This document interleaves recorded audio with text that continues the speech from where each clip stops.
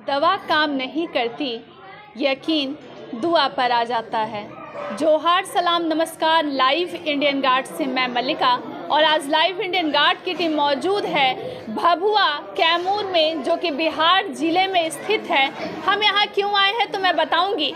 यहाँ पर हरसू ब्रह्म स्थान हरसू बाबा का मंदिर है, जहाँ पर देश विदेश से भक्तजन आते हैं।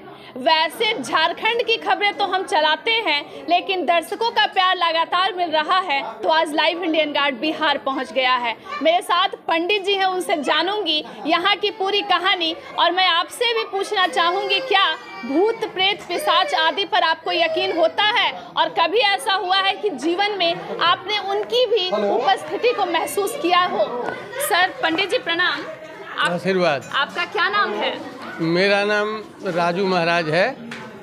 आप लगभग यहाँ कितने वर्षों से रह रहे हैं? यहाँ लगभग मेरा जो है 60 साल लगभग उम्र हुआ और बचपन से ही है। मेरा जन्म भी यहीं हुआ है। जन्म भी यहीं हुआ है। जी। तो हरसू ब्रह्म स्थान से आप लोग कैसे जुड़ गए? हरसू ब्रह्म धाम स्थान से हम लोग जुड़े गए। हम लोगों के पूर्वज जो है, जो हम लोगों से बड़े लोग थे, वो लोग बाबा का स्थापना किए, यहाँ पूजा पाठ वगैरह सबने किया। और उसके बाद धीरे धीरे लोगों का कल्याण होने लगा, लोग आने लगे, हम लोग पूजा पाठ में अपना जुड़ गए। जी, एक चीज़ मुझे बताइएगा, भूत प्रेत बाधा जितने भी होती है, यहाँ आकर भक्तों का ये सब संकट दूर हो जाता है। ये कैसे हो पाता है? बिल्कुल हो जाता है। बाबा के यहाँ हम लोग सवाल डालते हैं, बाबा से कहते हैं, आपकी बात अपने शब्दों में कहते हैं बाबा से। बाबा जो है सुनते हैं उसको और कल्याण करते हैं। इसको एज ए कोर्ट हम लोग मानते हैं। यहाँ जो है न्याय होता है।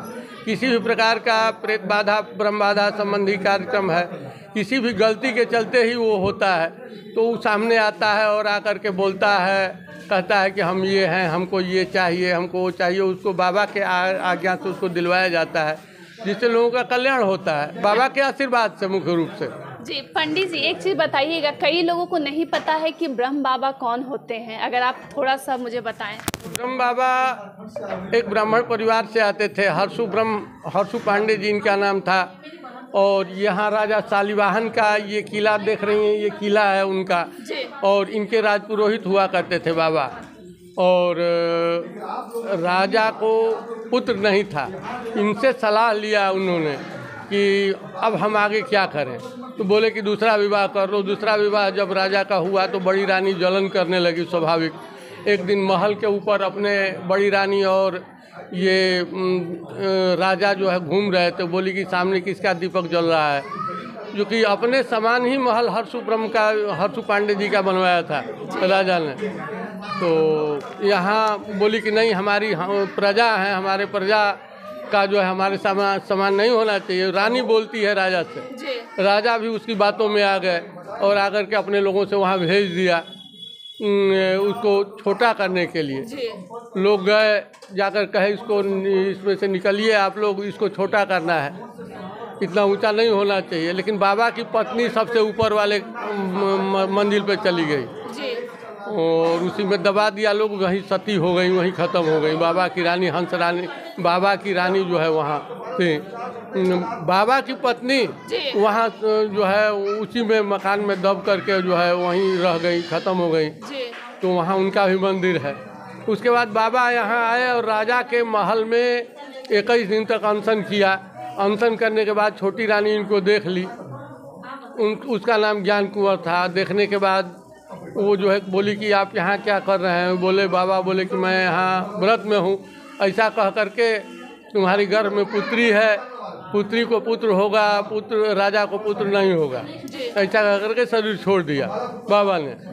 और दौड़ी दौड़ी राजा के यहाँ गई, कही कि वहाँ बाबा जो है पुरोहित जी हमारे जो है वहाँ शरीर छोड़ दिए हैं। राजा आए, पैर छुए, इनका पैर छूते ही पत्थर में जो है इनका शरीर, पार्थिव शरीर जो है बदल गया बाबा का। जी। इसके बाद राजा का धीरे धीरे विनाश होने लगा। सब कुछ हो गया। राजा का पुत्री हुई, पुत्र को पुत्र हैं। आज भी बगल में मुंडेश्वरी देवी का मंदिर है पहाड़ी के ऊपर, जो कि लड़की का जो है वंशज का जो है मंदिर है। ठीक। और राजा का विनाश होने लगा, फिर दिल्ली का बादशाह आया, जीता राजा को, सब यहाँ का सब ले दे गया। इसके बाद हम लोगों के पूर्वजों को स्वप्न हुआ कि ये जो है हम यहाँ हर्षु ब्रह्म हैं, हमारी पूजा अर्चना करो। लोग पूजा अर्चना करना शुरू किया धीरे धीरे। पूजा अर्चना के बाद धीरे धीरे लोगों का कल्याण होता गया। आज भीड़ बढ़ती गई। जी, आपके परिवार में कितने लोग हैं पंडित जी? हमारे परिवार में हमको 3 बच्चे हैं। जी, तीनों बाबा की सेवा करते हैं? तीनों बाबा का सेवा करते हैं। एक बच्चा हाई स्कूल में टीचर है, छोटा वाला। जी। एक चीज मुझे बताइएगा, कई लोग आज भी भूत प्रेत का नाम सुनते हैं तो उन्हें लगता है ये बस अंधविश्वास है। इस जगह पर आकर लोगों का यकीन हो जाता है। आपको क्या लगता है, सच में वो होते हैं? हाँ भाई, होते तो हैं। लोगों का कल्याण होता है। मान लीजिए आपको कोई चीज़ हो रहा है, आप यहाँ आए बाबा के यहाँ, आपका कल्याण हो गया तो आपको तो मानना ही होगा।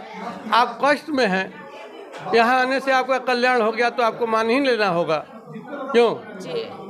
एक चीज मुझे और बताइएगा, कोई साधारण इंसान आराम से अपनी जीवन जी रहा, उसे अगर उसके साथ कोई इस तरीके की भूत बाधा है, प्रेत बाधा है, तो उसे किस तरीके की वो हरकतें करने लगेगा, या उसके साथ क्या होता है जब पता चलता है कि ऐसा कुछ ना इसका अलग अलग सिम्टम है। कोई कोई जो है हाथ हिलाने लगता है, कोई सर हिलाने लगता है, किसी के पेट में दर्द होता है, किसी के सिर में दर्द होता है।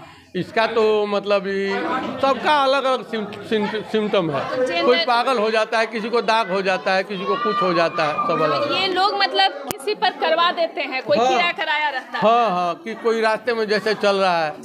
जी, ये सब बातें हैं। कोई करा देता है, लेकिन कोई माध्यम हो जाता है, वो तो उसके कर्म का दंड है। जो कि मतलब जिसको कष्ट हो रहा है, उसने जैसा किया, किसी माध्यम से उसको कष्ट हुआ। चाहे कोई कर दिया या करा दिया, या जमीन से जा रहा है, लंघन हो गया या कुछ भी हो गया, जो कुछ भी होता है अपने कर्म के अनुसार होता है। आपने जैसा किया है वैसा आपको मिलेगा, चाहे किसी रूप में मिले। तो इस रूप में भी मिल जाता है। जी, एक चीज मुझे बताइएगा, जो लोग यहाँ पहुँच नहीं पा रहे हैं लेकिन इस जगह का नाम सुनते हैं, वो बाबा से कैसे जुड़ सकते हैं? बाबा से जुड़ सकते हैं। बाबा का ऑनलाइन दर्शन होता है। रवि तिवारी जो है ये यूट्यूब में है, वो जो है अपना यहाँ का डेली लाइव बाबा का जो है दिखाते हैं। चाहे उनका सब भजन कीर्तन भी आता है, उसको देख करके अंदर मिल जाएगा। ऐसा बाबा का भी कोई वैसा चालीसा और किताब वगैरह है जो बाजार में मिलती है? हर्षु ब्रह्म चालीसा है।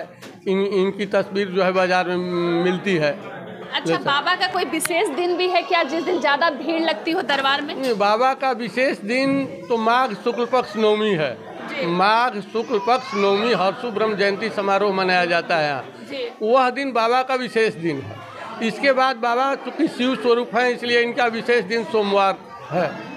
जी, सोमवार शुक्ल पक्ष। ऐसे तो भीड़ बराबर होती है। नवरात्रि में ज़्यादा लोग आते हैं। जी पंडित जी, लोगों का एक सवाल है, यहीं पे बगल में हर्षु ब्रह्म धाम है, साथ ही बगल में मजार ये सब भी है, तो दोनों में पूजा एक साथ की जा सकती है या होती है, करवाई जाती है? नहीं, ऐसी बात नहीं। वो तो प्रेत के ऊपर डिपेंड करता है, कौन किसको क्या देना है, किसको क्या करना है, कौन कहाँ रहेगा।